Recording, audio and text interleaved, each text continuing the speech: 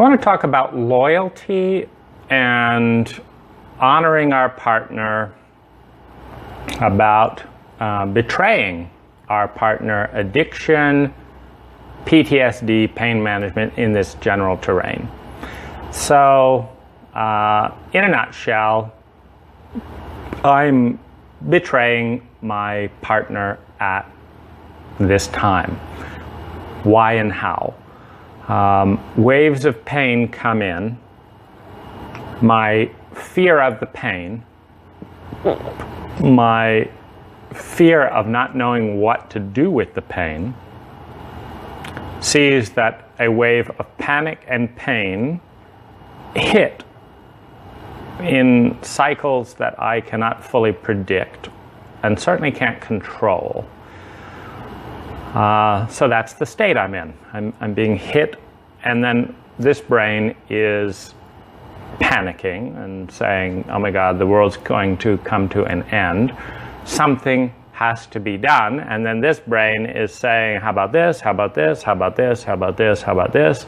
And this brain is saying yes, no, or maybe whatever. It's very preoccupying. In this state, I'm not present for my partner. Most importantly, for the magic and beauty of relationship, I'm not present for her little girl. Now, you and I have been taught all kinds of derogatory crap to diminish the importance of that statement. But it is just that. It is crap. Every man, every woman, at their magical core, has a beautiful, liquid, innocent little girl, little boy, that in the moment of love, in the moment of trust, in the moment of innocence, is being born again and again. And every time that trust is extended, one of two things happens. They run into desert soil. They are abandoned, betrayed, ignored, diminished, pushed away, delayed, told to wait, all that. Or they are loved, embraced, celebrated, and cherished. Now this happens internally in our psychology. Every time we have a new idea, a new this, oh, I want this, I'd like to go and have that, let's give this person a hug, let's smile. Every time we have this experience, and we say, no, no, no, no, no, no. This is not that kind of setting. We can't smile at these people. They think we're idiots. We can't do this. So we have this with ourselves, and we have it with our partner. Now, the most enlightened cultures in history and around the planet honor the innocence, the smile, the beauty, the spontaneity, the joy, and the trust of that moment and of the presence. The seed of everything good that comes, they honor that. They pivot around it. They celebrate it. And they embrace it and welcome it in to the fabric of their routine. The fabric of the routine must include and honor this state. And the most sociopathic, sick, depressed, miserable, unhappy, angry, miserable cultures of the world do the exact opposite. Shame it, judge it, block it, deny it, block it some more, make you embarrassed that you didn't block it if 100%, oh my gosh, I'm so sorry. I apologize, I just burst into tears. I apologize, I felt joy there for a moment, and I apologize for being innocent, for being beautiful, for being trusting, for being alive.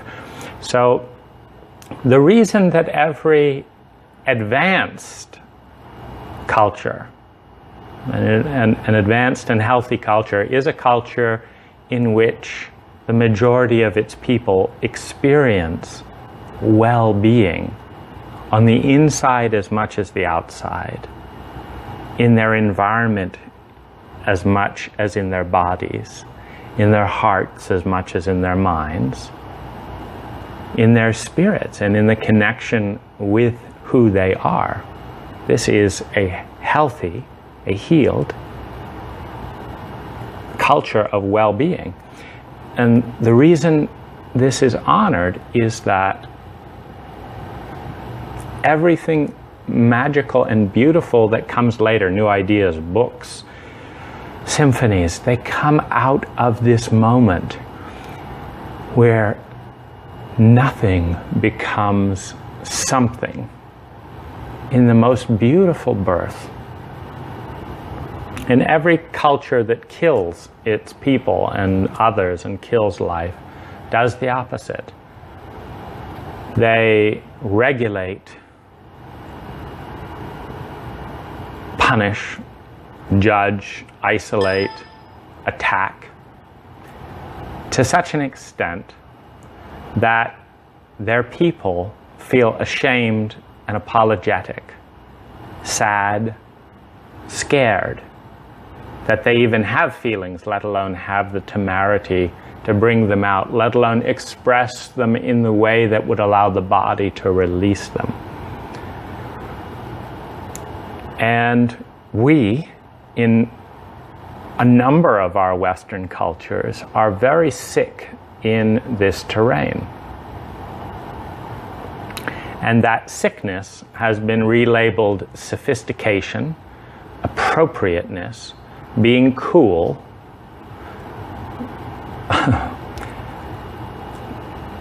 I want to just pause a moment to look at that word, being cool. Why is this so popular? When you are cool, cold, calculating, your survival lizard brain is more effective at manipulating others, oneself, and the world and the environment to succeed, to gain materially. In other words, if you're cool, cold, and calculating, you can say, this brain can notice, the bank teller goes out and does this, this, this, and this. There's a 10-second window every hour when if I did this, this, and this, I could steal this money. Then I could do this. Then I could kill that person on the way out.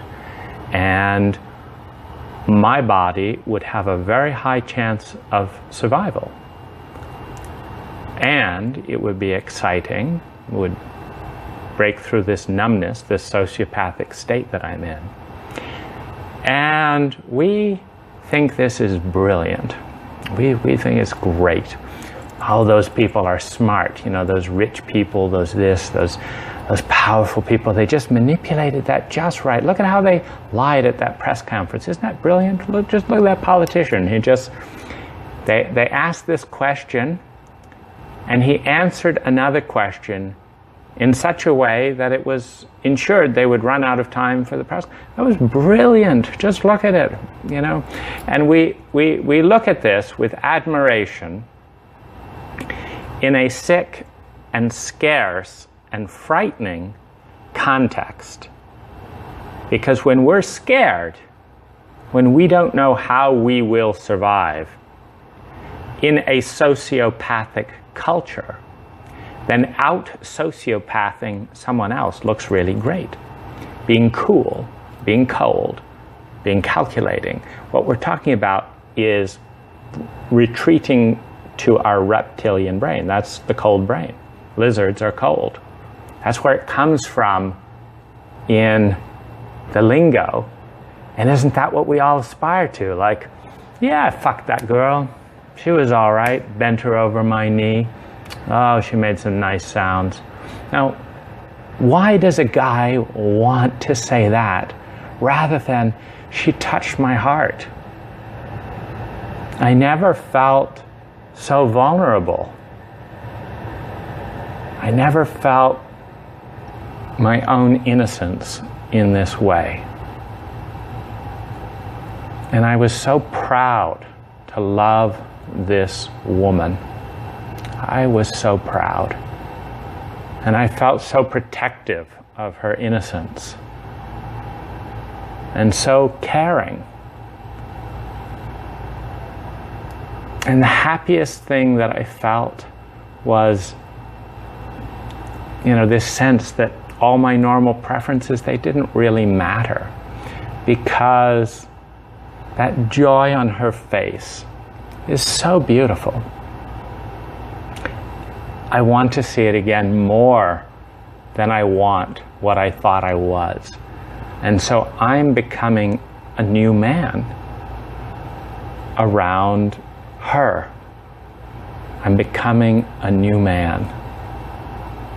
And it's just overwhelmingly beautiful. And I just want to be with that for a couple of hours. So I'm going to go for a walk. And it's just beautiful. Now,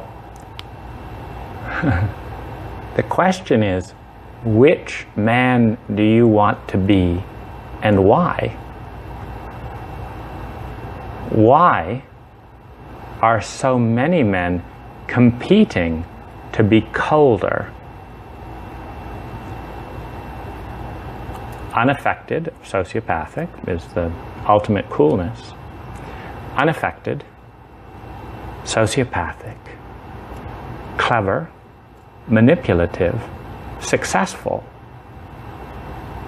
in an imbalance of impact. In other words, oh yeah, she felt everything, like, oh, you have no idea what she felt. I mean, like, oh, the way I made her scream, it's like, oh, off the charts. She felt everything. I felt nothing.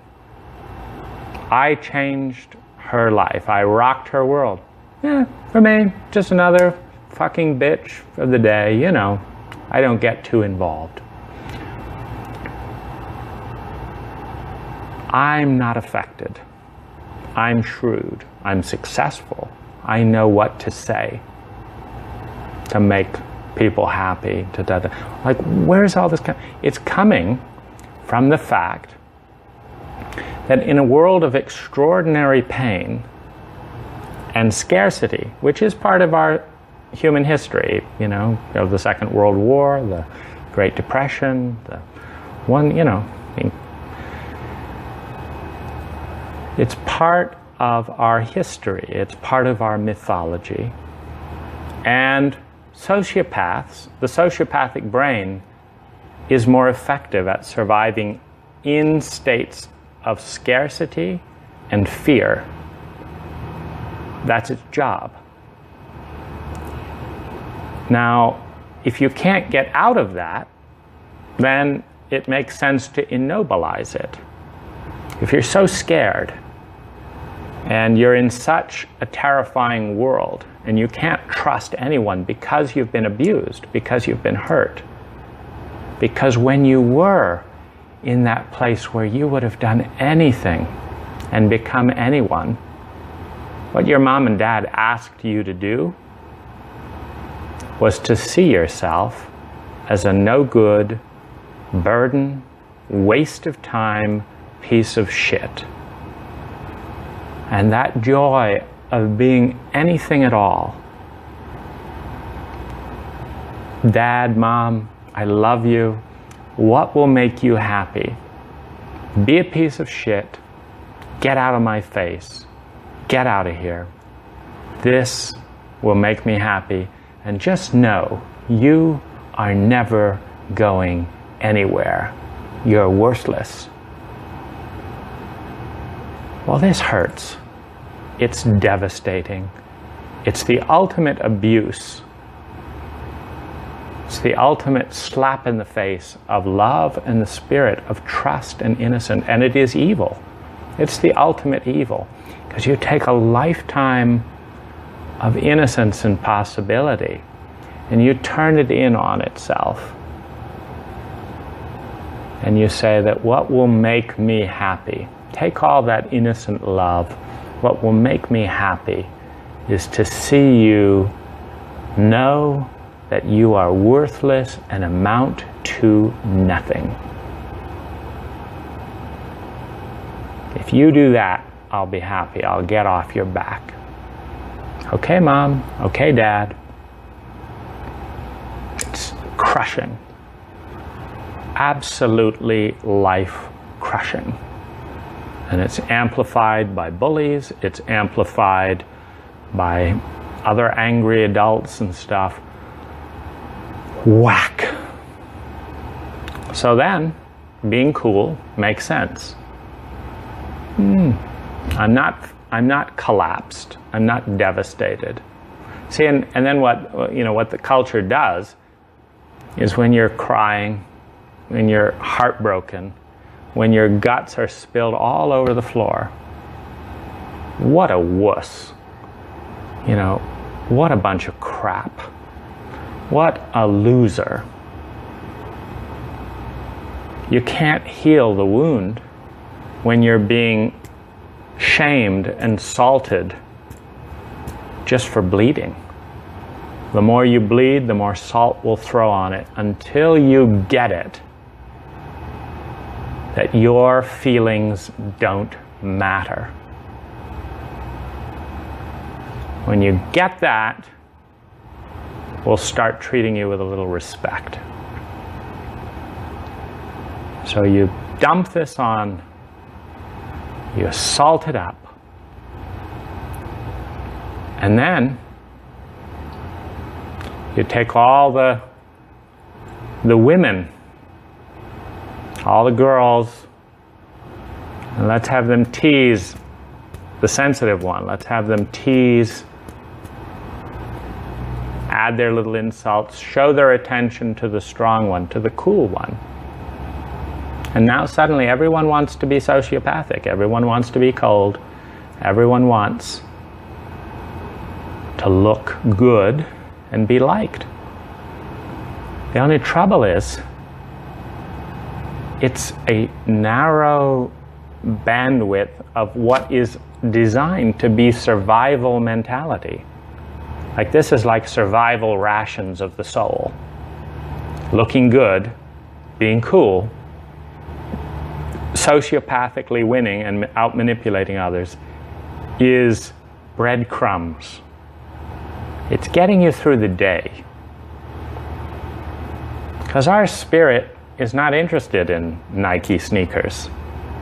It's not interested in all the things we do to look good because we're so terrified of being abandoned.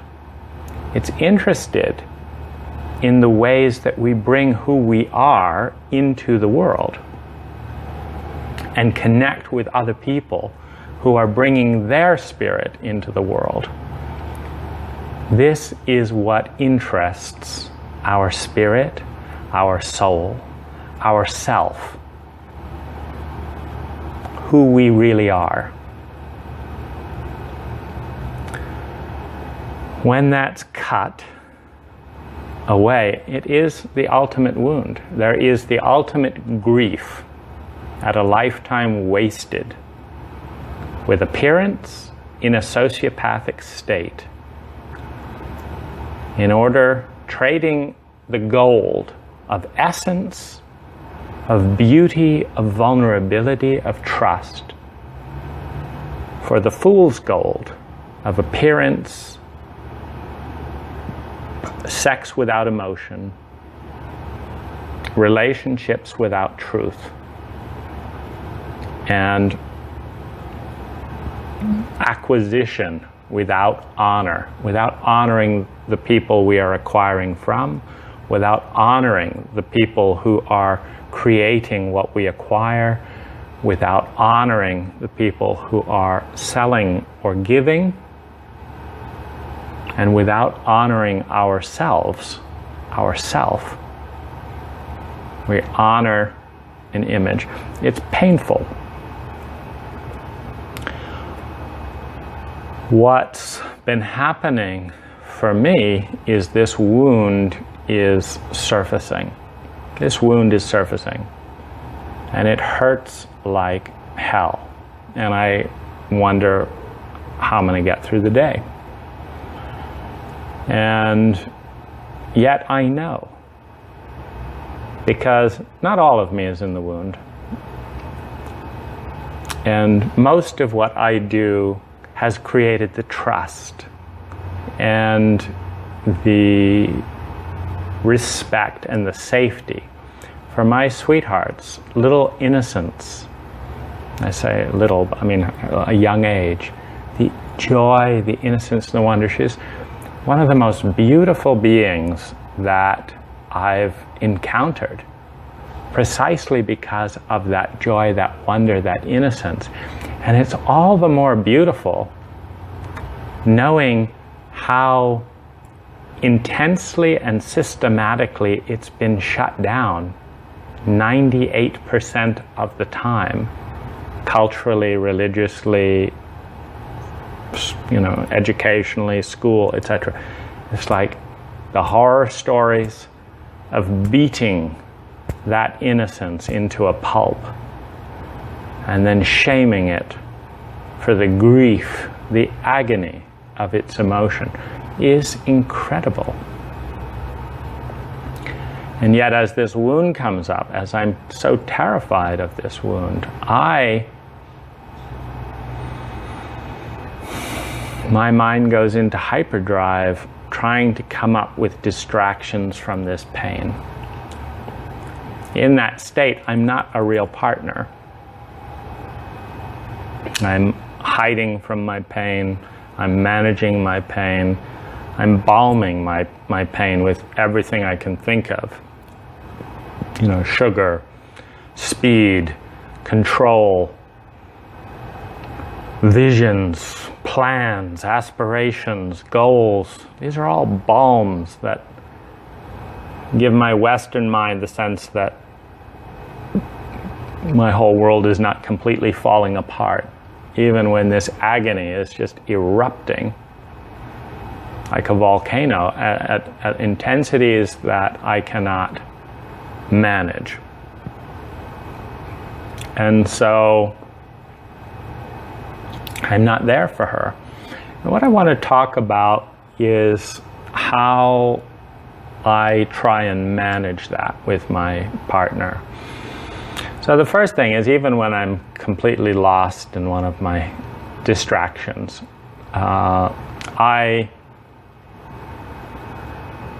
a couple of things I do. One, like today, I thought maybe I could give her a whole hour where it would just be about her and not all my distractions about distractions about distractions.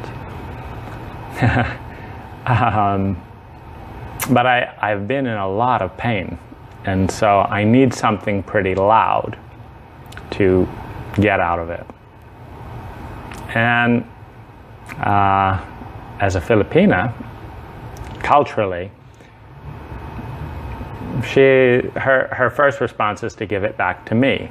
And I said, I know exactly what I'll do. I'm going to write and fanatically do this and this and this, and I'm going to addict up with compulsive behavior so that I can escape. And you are going to disappear like you have disappeared from my mind so many times when I'm managing this.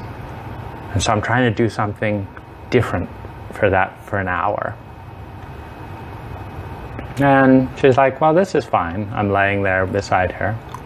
I'm saying, well, give me something a little bit more than this. Like, you want to cuddle, you want to do this, you want to do that. And, well, this is fine. And it's not quite enough. So I play out some examples. She picks giving me a healing as her favorite thing. I can feel the healing energy. It's not enough to distract me from the pain, so my mind's going, and I'm not fully present. I know her little ones love adventures and games.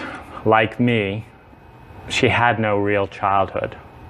You have no real childhood when your innocence is terrified. It's that simple. It doesn't matter how many toys you have, whatever. If If your innocence cannot trust and is terrified, you have no childhood. So I suggested a race in the hotel room, which we did. And it, that kind of intensity holds my attention. I'm trying to work with this to see, what will work. So we have our race, she's delighted, and it's intense enough to hold my attention. Then I suggest a bath, hoping the hot water temperature will hold my attention in the present rather than racing off. I ask her a few times along the way, what would you like to do? But the bottom line is, the pain is just too intense to compete with the peaceful, contented presence that she is so happy with, and which is what makes her such a healing partner for me so often. And so she asks, how much love are you feeling? I say 5 out of 10. She's feeling 8 out of 10. It hurts her feelings. And so I clarify. I say, I want to be clear. I love you 10 out of 10, but I'm feeling 5 out of 10. That's not because of you. It's certainly not because your inadequacy or doing anything wrong. It is because my pain and my distractions, which right now, I'm just hating this group of people that hurt me. And it's not that this is the best thing, it's so painful. It's so painful, I need some distraction. It's painful. So I'm hating this group and this and that and the other. And your contented silence is way too quiet to intrude on this loud pain management strategy. So you're wonderful. And I said, I want you to imagine that there's this beautiful globe that is my love for you. And it's there. And so how much do I love you? 10 out of 10. And then I want you to imagine that I've got all this angry rage playing in front of my eyes, because there's also so much pain that I can't face. And so I can only see 50% of that globe right now. But the whole globe is there. And the fact that I need this right now has nothing to do with you. I'm sorry. I'm not a fully present partner. I said, I'm faithful to you sexually, but I'm not faithful to you in my presence, emotionally and mentally, because I don't know how to process this level of pain and be faithful. And I don't want you to say that that's fine, or that that's, and just put up with that, or say that that doesn't make your hurt not there. I want you to understand why you're hurting, which is that I'm not fully here. And you're smart enough and sensitive enough to know it. And bravo for you for knowing it. And I'll do my best. But the main thing is, I don't want you to make this about you. This is not about you. It's about me. It's not even about what I want to be about me. It's about things outside of my control that were done and not done, and things in childhood and recently. And I don't know what to do. I don't have the life experience. It's terrifying. I don't have the support of this culture in this terrain. I'm doing my best, and I'm sorry. I'm really, really sorry.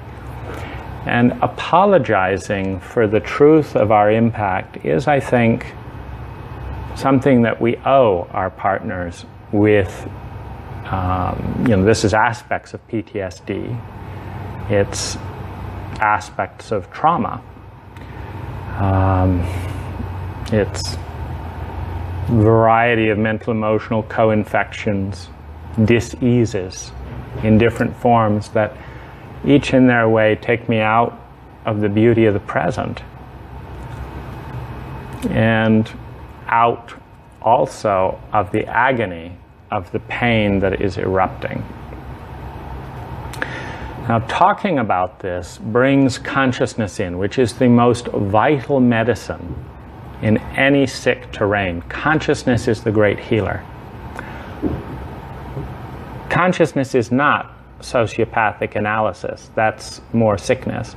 Consciousness comes with love, with attunement, with presence. And with that love, attunement, and presence, with consciousness, can come compassion, can come understanding, can come healing, and can come more integrity, that the words are lining up with the actions and energy, more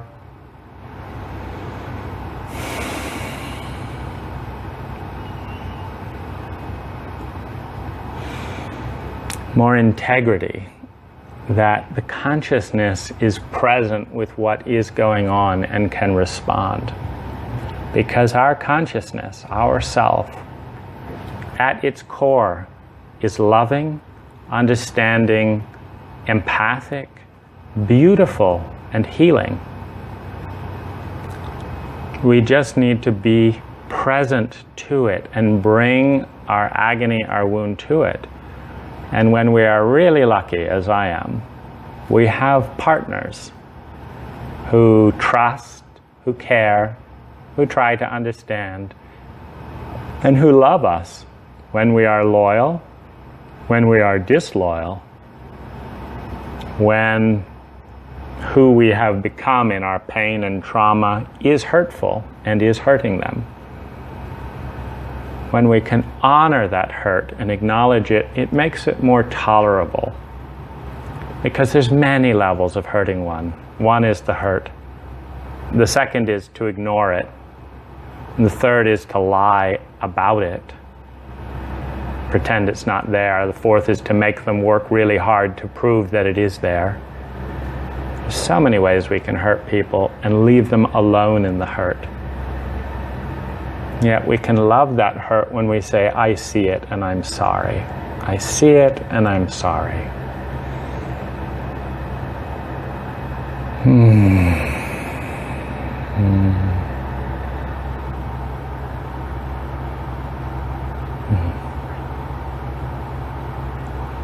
I'm proud that in the midst of so much coping and pain, much of which is not mine, it's just stuff dumped on me by various people who couldn't deal with their pain. I'm proud that I can apologize at least own and apologize and be there with her. And sometimes there's a magic that happens where just spending time with her pain and the way I'm hurting her allows me to let go and focus on her. And she deserves that.